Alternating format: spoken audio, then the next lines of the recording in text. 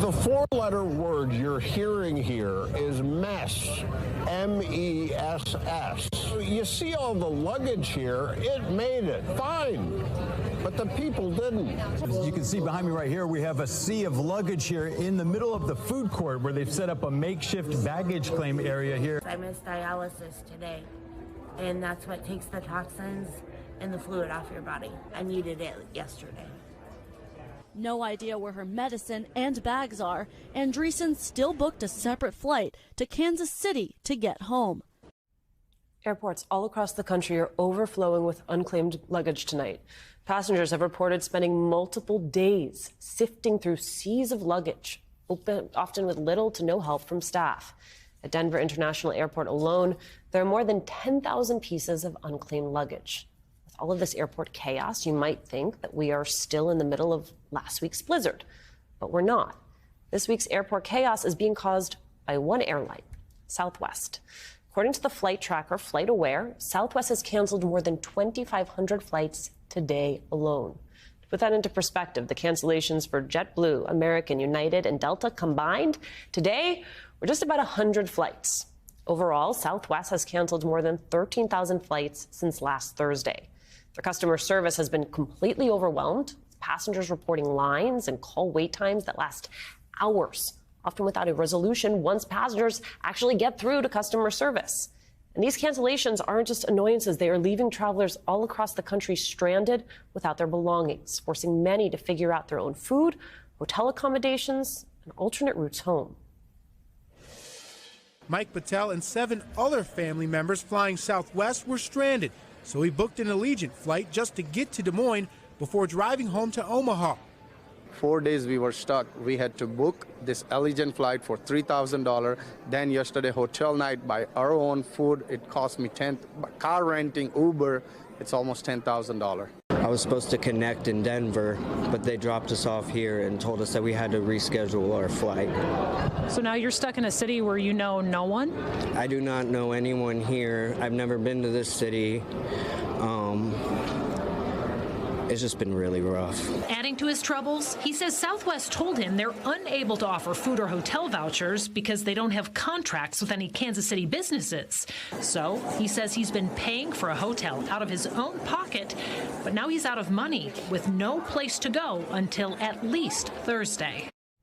And it's not just the passengers who are roughing it right now. The union representing Southwest ground crew released a statement today saying their members have been working 16-hour shifts and that some have developed frostbite from prolonged exposure to cold temperatures. Unions representing Southwest pilots and flight attendants say their members have been stuck sleeping at airports because they were unable to find hotel rooms. And that is all on top of having to deal with thousands of angry customers every day. Southwest CEO issued an apology last night saying that they are doing everything they can to return to a normal operation and that he is truly sorry. And today, Southwest rolled out a new website specifically for travelers to submit requests for refunds. But the whole thing is such an MESS mess that Washington is getting involved. Transportation Secretary Pete Buttigieg told my colleagues at NBC Nightly News yesterday that he's going to hold Southwest accountable, make sure they give financial compensation to their customers. And top members of the Senate Commerce Committee have vowed to look into this week's Southwest debacle.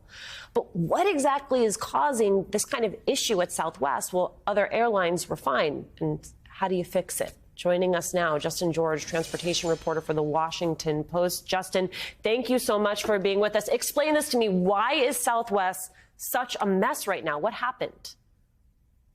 Yeah, it's pretty staggering. It's basically a perfect storm of what happened here.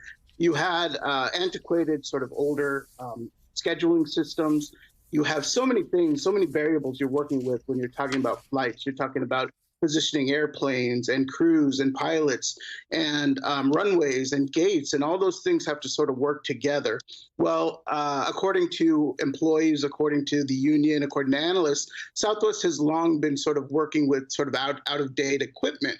And, they've been urging the airline to make an upgrade like many airlines have, and they haven't yet. They've been slow to do so for whatever reason. And they've gotten by in the past storms because they've been very centralized. They've been like centralized in the state and their systems can sort of recover from that pretty quickly, or in a matter of days or so. But what happened is we saw a massive winter storm here, Winter Storm Elliott, that blanketed like 60% of the nation and hit a lot of the airports, including many of them that Southwest obviously serves. And that just created just a huge chain reaction of disruptions and stranding passengers, obviously crew, pilots, planes. And as that information is sort of coming back in, its systems cannot handle it all. And so while the other airlines were able to sort of get up and running, Southwest wasn't. And Southwest also had, the most flights domestically. So they're sort of dealing with that. You had a huge winter storm, and you have antiquated equipment here that you're dealing with. Well, and then there's a third component. You reported today on an internal memo that a VP at Southwest sent a week ago, today, raising red flags about staffing shortages. Why is that memo then important here? How does it factor in? Yeah, and that occurred in Denver with ground crew workers. Apparently on December 21st, there was a big sort of run-up of people who were sick, who were calling out, or taking personal days during that afternoon or evening, and that's about when the storm was hitting. So the vice president of Southwest issued a state of emergency, basically mandating that everybody has to go to work. If you're going to be sick, you needed a doctor's note. It wasn't good enough to have a telemedicine note. You needed to actually have a physical doctor sort of tell you, give you a reason for being out. And that's part of their union contract, is what Southwest tells me. They say it's unusual. Southwest has maintained this whole time that they have not had any staffing shortages and that they were prepared for the storm. And, it's difficult to say, because clearly with that area, the ground crew there in Denver, there was a shortage. There was enough of a shortage for them to raise a state of emergency. But just from talking to pilots and seeing other things from what pilots and other crew are saying, it does appear that they did have enough staff. And this really seems to be a problem of the internal systems. You have pilots, passengers, customers, everybody trying to call in because our systems, again, require sort of manual sort of reporting and things like that. And it just can't handle, the number of calls and the amount of information that's coming in. Justin George, transportation reporter for the Washington Post, thank you so much for your time tonight.